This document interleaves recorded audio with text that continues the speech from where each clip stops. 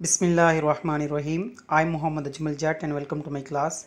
Student, आज हम Gauss's law की very important application infinite sheet of charge को एनिमेटेड फॉर्म में डिस्कस करते हैं। वीडियो शुरू करने से पहले मेरी रिक्वेस्ट है कि जो आदमी न्यू है प्लीज़ वो मेरे चैनल को सब्सक्राइब कर लें ताकि जो है न्यू आने वाली वीडियो को आप इजीली देख सकें।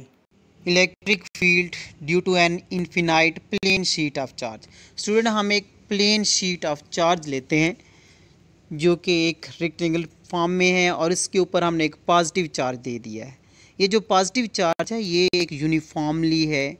हम कह सकते हैं कि ये जो पॉजिटिव चार्ज इसके ऊपर दे दिया है, इसका एरिया कितना है इस शीट का, तो इसको कितना हमने चार्ज दिया है तो उसको हम कहते हैं सरफेस चार्ज डेंसिटी, सिग्मा से डिनोट करते हैं, जो कि फोर्स पर यूनिट एरिया होता है।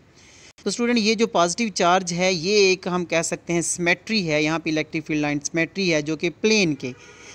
तो फिर हम कहेंगे कि यहाँ से जो इलेक्ट्रिक फील्ड लाइंस निकलेंगी वो आउटवर्ड डायरेक्शन में होंगी, क्योंकि पॉजिटिव चार्ज लिया है तो electric field lines outward direction में होंगी और पैरेलल होंगी प्लेन एरिया के, परपेंडिकुलर होंगी प्लेन एरिया के और पैरेलल होंगी वेक्टर एरिया के। तो स्टूडेंट, ये हम एक कहते हैं कि पॉइंट है जहाँ पे हमने गॉसियन सरफेस को कंसीडर किया है जो कि सिलेंड्रिकल फॉर्म में है। तो जो भी इलेक्ट्रिक फील्ड लाइन पॉजिटिव की ये सिलेंडर के अंदर से पास होंगी, जिस एरिया से पास होंगी हम कहेंगे वहाँ पे फ्लक्स जो है वो मैक्सिमम होगा और वहाँ पे इलेक्ट्रिक फील्ड इंटेंसिटी फाइंड कर सकते हैं। इसी तरह डाउनवर्ड में भी देखें स्टूडेंट और अपवर्ड में भी देखें कि इलेक्ट्रिक फील्ड लाइन इसके अंदर से पास हो रही हैं।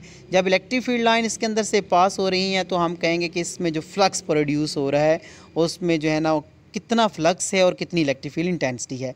तो ये जो इलेक्ट्रिक फील्ड लाइंस हैं इस कर्व पाथ के जो है वो पैरेलल हैं, तो हम कहेंगे इसमें एंगल जो थीटा है वो 0 है। तो फ्लक्स का फार्मूला लगा के flux is equal to E dot A लगा के हम फ्लक्स फाइंड कर सकते हैं।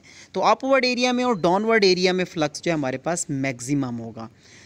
तो इसके जो कर्व पाथ सेंट्रल पार्ट है वहाँ पे जो फ्लक्स जो है वो इसके परपेंडिकुलर है, वहाँ पे 90 एंगल बनेगा, तो हम कहेंगे कि वहाँ पे फील्ड 0 है, तो फ्लक्स भी 0 हुआ। तो इसलिए इस तरह हम इसको फाइंड कर सकते हैं। तो ये इलेक्ट्रिक फील्ड इंटेंसिटी का लास्ट में हम फार्मूला पुट करके वैल्यू को फाइंड कर सकते हैं।